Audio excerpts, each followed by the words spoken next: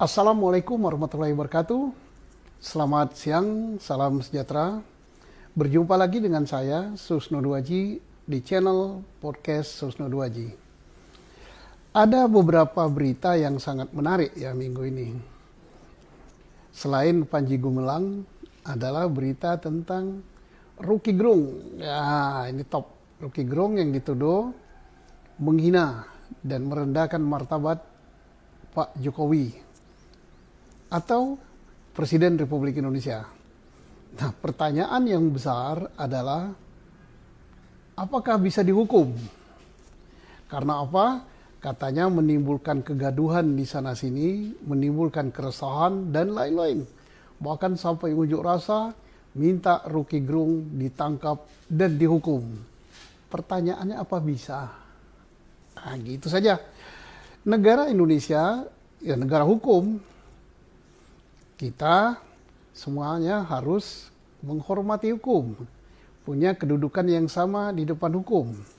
Dan ingat, ada ajas hukum yang mengatakan sesuatu perbuatan yang bisa dihukum adalah harus ada peraturan terlebih dahulu daripada undang-undang itu. Dalam bahasa kerennya adalah nullum delictum nola puna sine prope. Nggak ada sesuatu yang bisa dihukum kalau nggak ada aturannya. Mari kita lihat Roky Gerung. Dia menghina pribadi atau menghina jabatan presiden. Nah, jelas dia katakan, saya tidak menghina pribadi Jokowi. Saya tidak protes Jokowi. Saya tidak segala macam lah kepada Jokowi pribadi. Yang dia lakukan adalah terhadap Jokowi selaku presiden. Nah, jelas jabatan. Reaksi masyarakat luar biasa. Bahwa Roky Gerung telah merendahkan simbol negara, lambang negara, sehingga harus ditangkap, harus dihukum. Nah, begitu ceritanya. Bahkan tidak kurang dari istana gitu ya. Petinggi istana, kepala staf kepresidenan Pak Muldoko sampai mengadakan keterangan pers. Sampai mengatakan bahwa itu penghinaan luar biasa dan sudah tugas daripada kepala staf kepresidenan. Dan minta aparat supaya memprosesnya. Pertanyaannya bisa nggak diproses? Mari kita lihat. Akan diproses dengan apa?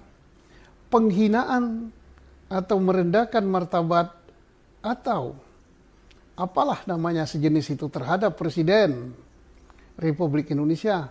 Nggak ada aturannya. Dulu ada, masuk pasal 300 sekian lah, 316 apa berapa. Sekarang nggak ada. Pasal itu udah dicabut oleh MK. Terus mau dihukum pakai apa kalau nggak ada undang-undangnya? Jadi jelas tidak bisa ya. Sudah gugur itu. Oke, ditarik.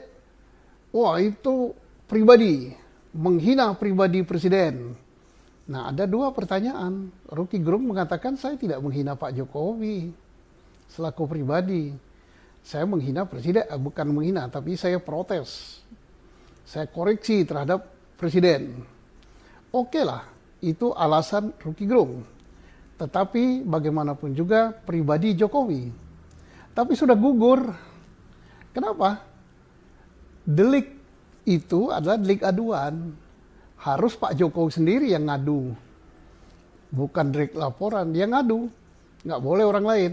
Dan Jokowi udah jelas mengatakan, itu masalah kecil lah. Nggak saya urusi, yang penting saya kerja. Berarti udah selesai. Nah, timbullah banyak yang kepanasan.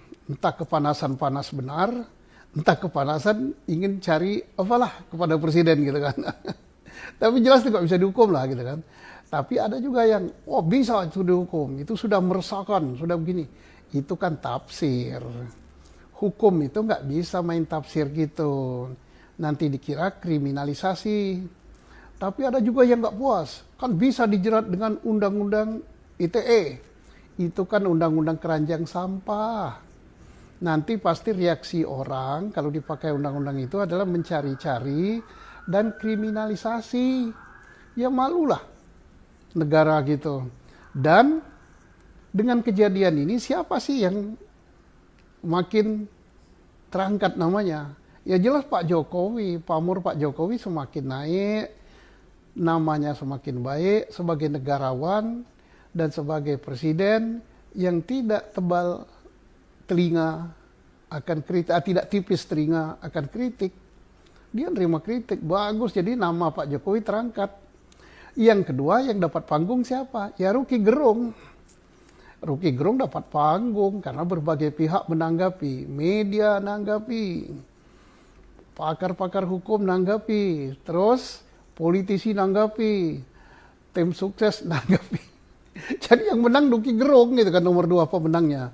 Nomor 3 yang kehilangan pamornya ya orang-orang yang merasa kepanasan, dianggap tidak ngerti hukum, dianggap tidak belajar hukum, dan sebagainya.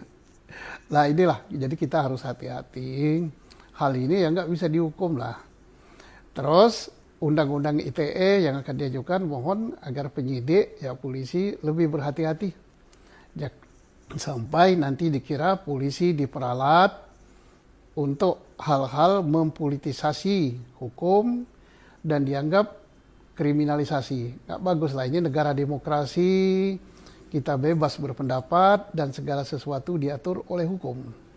Jadi kesimpulannya nggak bisa. Yang katakan nggak bisa itu bukan saya, undang-undang. Baca dulu, nullum delictum nona